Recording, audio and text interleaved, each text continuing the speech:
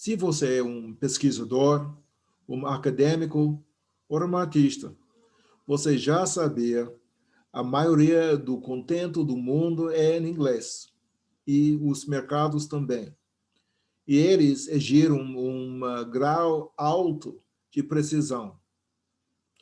Bem, alguns anos atrás, eu estava na sala de espera antes meu cliente chegou. Eu vi um relatório anual da empresa, uma corporação de pesquisa bem respeitado internacionalmente. E o relatório foi reproduzido muito bem e uma impressão de alta qualidade e o melhor papel, fotos brilhantes e texto em português e inglês, ao lado e lado. E eu percebo, o inglês saiu diretamente Google Tradutor. Nessa época, Google foi bem pior que agora. Esse é o problema de verificação, porque a maioria dos clientes não tem capacidade para avaliar. Apenas o usuário final saber quando será tarde demais. Para evitar essa pesadelo, deveria contratar um tradutor com histórica de obras bem reconhecidos, referências e indicações confiáveis. E uma das melhores lugares para encontrar essas indicações será LinkedIn, porque você pode confirmar, verificar indicações ou perfis das pessoas dando indicações. E segundo fator mais importante, área de atuação do tradutor. Se o tradutor não entende bem os conceitos ou a terminologia do sector, como, por exemplo, da biologia, física, política, direito, etc., como ele pode fazer uma boa tradução? Se você não entende bem, você não pode traduzir bem. E o terceiro fator para considerar é se você vai contratar uma empresa de traduções ou um freelancer, o tradutor autônomo. As duas têm vantagens e desvantagens também. Por exemplo, uma empresa assumir toda a responsabilidade para a qualidade da tradução e manter o prazo. E muitas vezes eles têm uma equipe diversa e com várias especializações. Mas, leva em consideração o seguinte, se um tradutor autônomo cobra o valor na faixa igual da empresa, significa o tradutor está ganhando dobre ou mais que a tradutor na empresa, que muitas vezes significa esse tradutor é melhor e mais capacitado. E também eles têm uma tendência para ser mais atencioso e ágil para responder para do cliente. Porque, para falar a verdade, várias empresas não gostariam muito quando os tradutores deles têm contato direto e íntimo com os clientes deles, por motivos óbvios, né? E agora, vamos falar sobre traduções adequadas e de qualidade.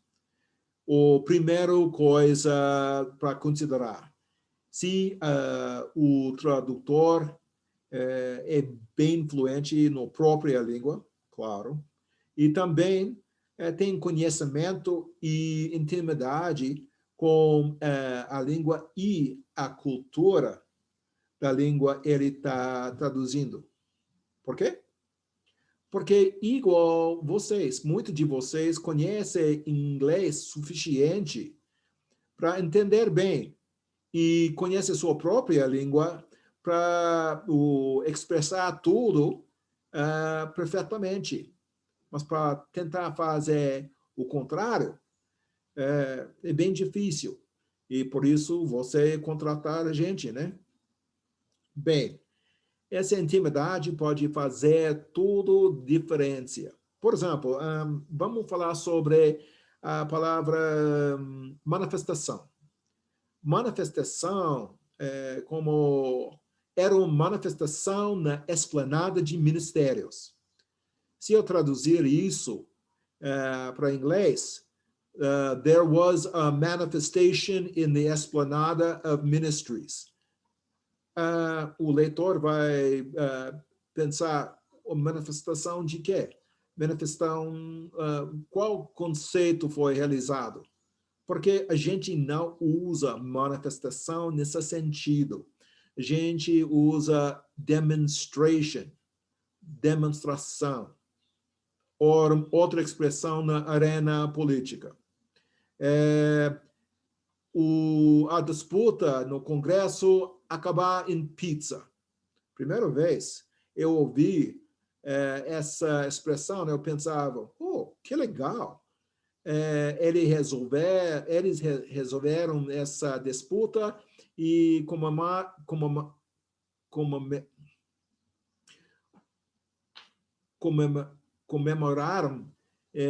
como confraternização de pizza. Mas não foi isso não, né? Bem, pode ser uma coisa bem mais cultural também. Por exemplo, uma vez eu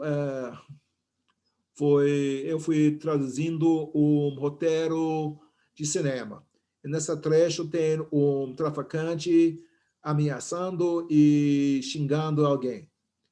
Você sabe uma coisa? Muitas vezes, xingamento ou palavrões na português, quando você traduzir para inglês, está engraçado.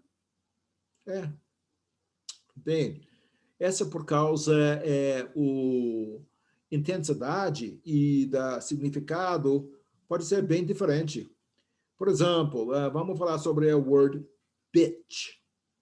Eu posso falar bitch. Sabe por quê? Porque bitch, em inglês, uma palavra legítima. Bitch significa literalmente cadela. Como eu tenho uma cadela de Rottweiler. Mas, se eu gostaria, usa no sentido vulgar, na escala de vulgaridade, com 0 até 10, que é o mais vulgar, bitch fica 2 ou 3. Mas se você aumentar com son, que significa filho, esse é o aumentar a intensidade com na faixa de 6 ou 7, quando em português é mais ou menos nota 10, né? Bem, essa por causa bitch, quando usa no sentido vulgar, significa uma chata. Por exemplo, quando você fala, minha chefia é um bitch, significa ela é uma chata, não uma prostituta. Mas não é só apenas significado. Pode ser também o tom. Uma vez eu tenho um cliente que consultou comigo sobre uma negociação entre a República de Brasil e a República de China sobre um patente científico. E ela queria tomar uma linha dura nessa negociação, que é bom, pode ser. Mas eu precisava avisar que o jeito ela foi falando tem uma conotação ou uma insinuação de uma ameaça. E acho que essa não foi a intenção dela dentro negociação. Mas pode ser uma coisa bem mais comum, mais inocente. Uma coisa como, aceita café? Aceita café, se eu traduzir para inglês, do you accept coffee? Esse jeito a gente fala como um prisioneiro, ou um penitenciário, ou alguém condenado para a morte. Parece dura, frio. A gente em inglês normalmente fala, would you like coffee? Você gostaria de um café? Ou outro exemplo pode ser uma brasileira que terminar uma conversação ou uma mensagem com beijos. Se um homem gringo ler isso, ele pode interpretar como um sinal romântico e receptivo, que não sempre é o caso, né? Bem, finalmente vamos falar sobre o processo de tradução. Se você colocar seu texto na Google Tradutor, não fala para mim, não é uma tradução, só uma revisão, porque não é. Por quê? Porque essa que a gente, nós mesmos, fazemos. Chamamos isso CAT, ou tradução assistido por computador. E tem vários programas que fazem isso, inclusive Google Tradutor. E em qualquer caso, você precisa mandar o texto original na língua original, porque a gente vai usar essa como referência para verificar os sinônimos e o contexto e intenção do autor ou atores. Segundo, quando nós começamos o processo de tradução, não muda do texto. Porque quando você muda, precisa colocar no prazo uma outra hora, porque muda tudo e o relógio vai para zero. E também pode atrapalhar tudo que a gente já fez. Que mais? Quando a gente está fazendo o first draft, primeira versão, precisa ter alguém para receber que pode responder bem rápido, porque tem um prazo e precisa resolver qualquer dúvida para continuar. E toda versão, draft, deveria ter marcas de tudo você quer tirar, tudo você quer incluir, e tudo mudanças e dúvidas também. E na final draft, a versão final, deve ter duas cópias. Um com todas as marcas e outra pronto para publicar. Porque talvez vai ter dúvidas ou disputas depois essa tradução acabou. E pode resolver olhando a documentação. Bem, se você precisa da tradução, pode entrar em contato comigo aqui na www.interactidiomas.com.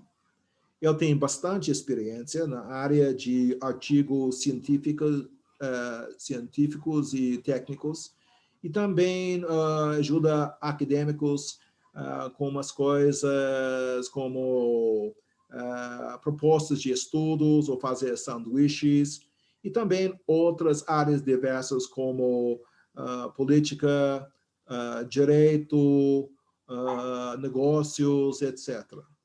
E as coisas artísticas também. Estou à sua disposição, pode entrar em contato comigo.